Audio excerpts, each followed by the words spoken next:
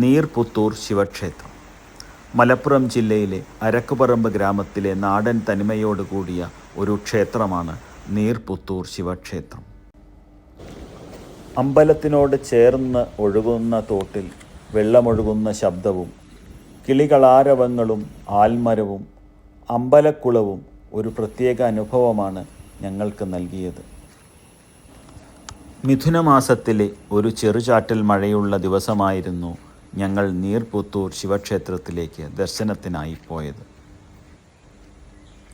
പുരാവസ്തു സർവേ വകുപ്പ് നടത്തിയ പഠനപ്രകാരം ഈ ക്ഷേത്രത്തിന് ഏകദേശം 3000 വർഷം പഴക്കമുണ്ട്.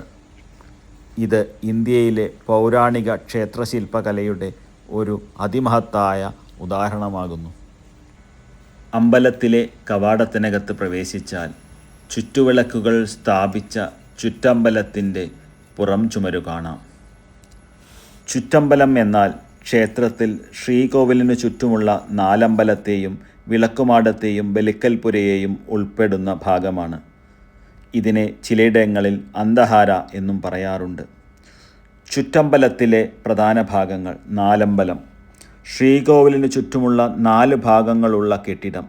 ഇത് പൂജകൾക്കും മറ്റ് ചടങ്ങുകൾക്കും ഉപയോഗിക്കുന്നു. ദേവന് നിവേദ്യം തയ്യാറാക്കുന്ന തിടപ്പള്ളിയും ഉപദേവന്മാരുടെ ശ്രീകോവിലുകളും 4 അമ്പലത്തിൽ ആണ് സ്ഥിതി ചെയ്യുന്നത്. വിളക്കുമാടം: 4 അമ്പലത്തിനു പുറത്ത് വിളക്കുകൾ സ്ഥാപിച്ചിരിക്കുന്ന ഭാഗം. ഇത് ക്ഷേത്രത്തിന് പ്രകാശവും അലങ്കാരവും നൽകുന്നു. ബലിക്കൽപുര: ബലിക്കല്ലുകൾ സ്ഥാപിച്ചിരിക്കുന്ന സ്ഥലം. ബലിക്കല്ലുകൾ ദേവതയുടെ പ്രതിരൂപമായി കണക്കാക്കുന്നു. ചുറ്റമ്പലം ക്ഷേത്രത്തിൻ്റെ പ്രധാന ഭാഗങ്ങളിൽ ഒന്നാണ്. ഇത് ക്ഷേത്രത്തിൻ്റെ ഐശ്വര്യത്തിനും ആചാരാനുഷ്ഠാനങ്ങൾക്കും പ്രധാനവുമാണ്.